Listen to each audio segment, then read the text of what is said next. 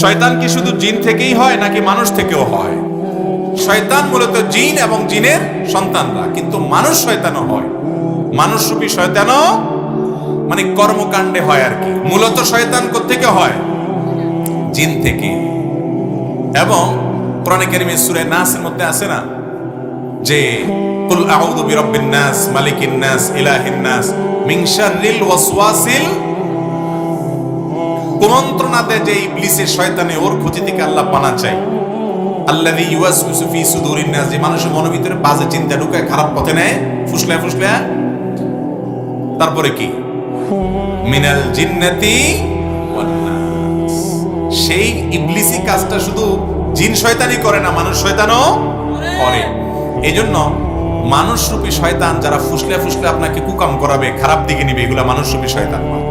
কিন্তু এটা হলো শয়তান কর্মকাণ্ডে, মূল শয়তানটা মানুষ থেকে হয় না।